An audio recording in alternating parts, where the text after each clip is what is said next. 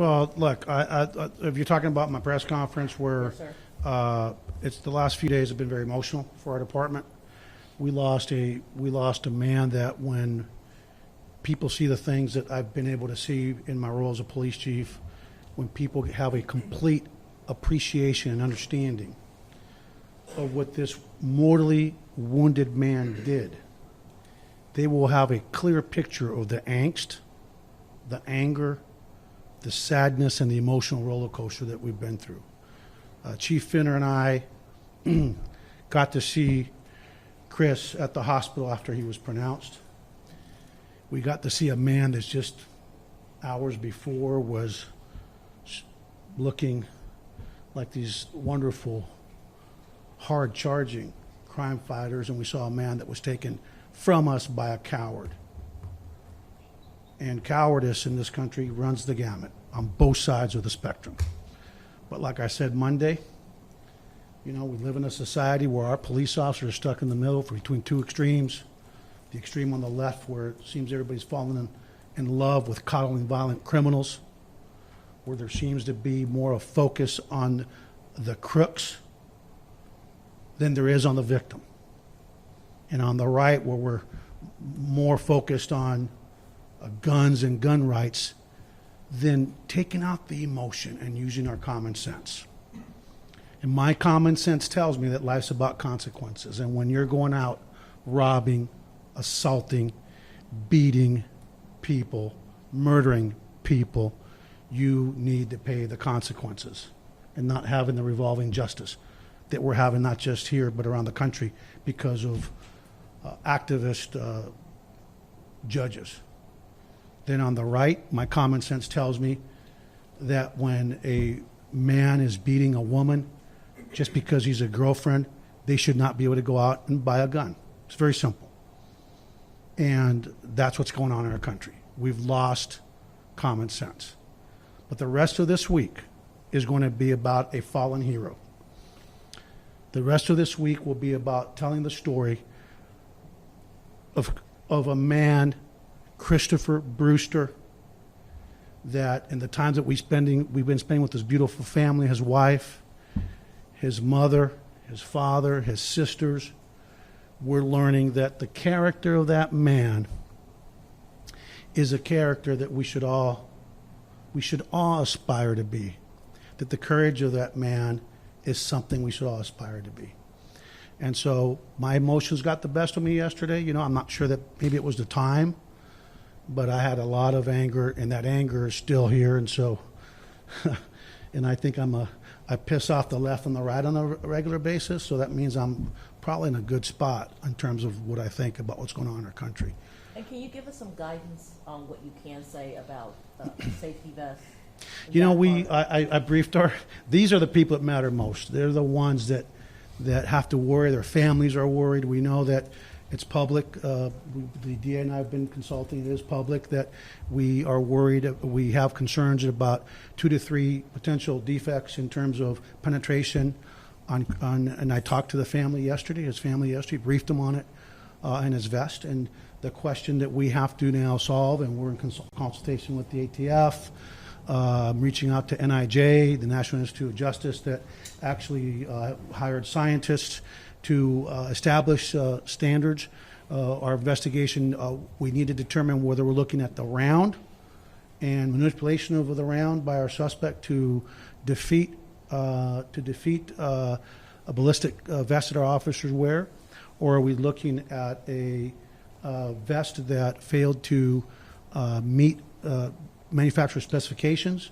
I have already advised our officers earlier this morning that we have tested a vest from the same lot as Sergeant Brewster's at the range, and that vest appears to have met and withstood the testing. Having said that, we've actually also put out a recommendation to our officers until we finish all of our testing that they don what you see here, which is the rifle plates, right, guys? We call them the rifle plates, in addition to their soft body armor for our patrol officers. They all have them. They've been.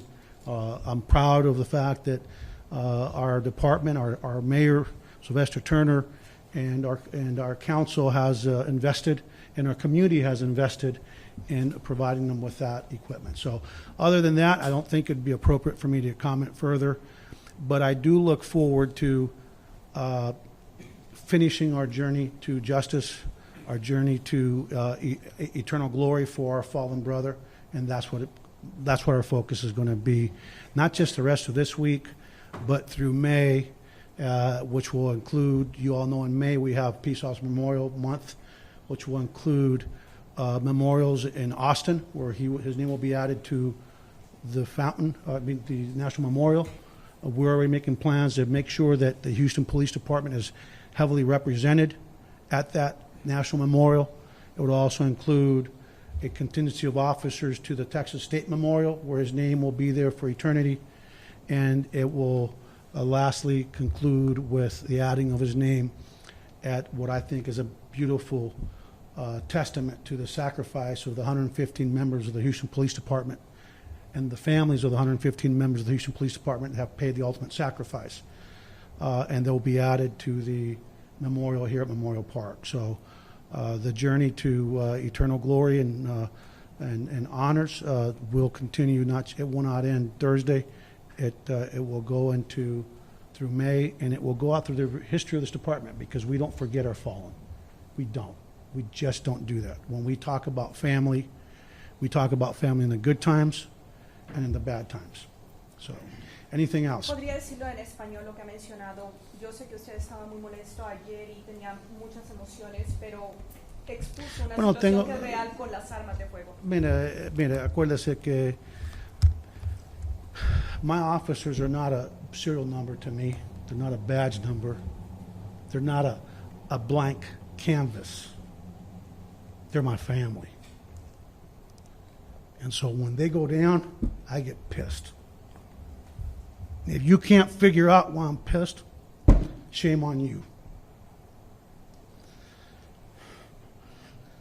A 32-year-old man should not be dead. And it's not just him, it's every day in this country. If you don't understand the emotion, then I'd check your pulse, because you don't understand me or you don't understand this profession. And in Spanish, because this I'm done, okay?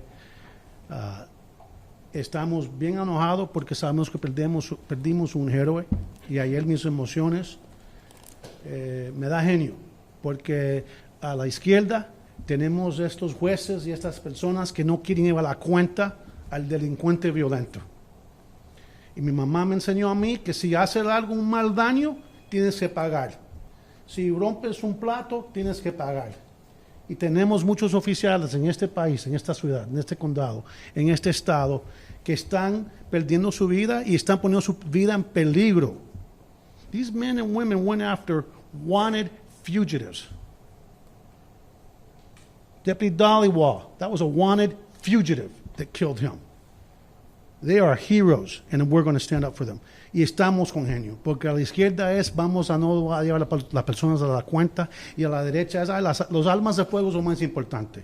Y para mí tenemos que usar nuestra cabeza. Ninguna persona que es violenta, ninguna persona que abusa de una mujer debe tener permiso para comprar un arma de fuego legalmente. And I think that when we have these conversations in the upcoming year, I'm very hopeful that when we take out the emotion, all of us, on whatever side of these issues you're at, and we utilize our intellect and our humanity, there's hope.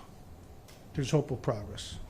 Because we owe it to 114 officers in this department, and we owe it to tens of thousands of victims over the years in this city. As we speak right now, we saw what's happening in Jersey City, where dozens of officers are running towards gunfire. And some of the officers don't like it when I speak out because they have their own views, but this is about them. And you can question my positions, but I dare anybody to question my heart. Because the day that I don't have a heart is the day I will retire. So with that, thank you, everybody. Again, let's really focus on what this is about, And that's these heroes. Let's please give another big hand to all these men and women.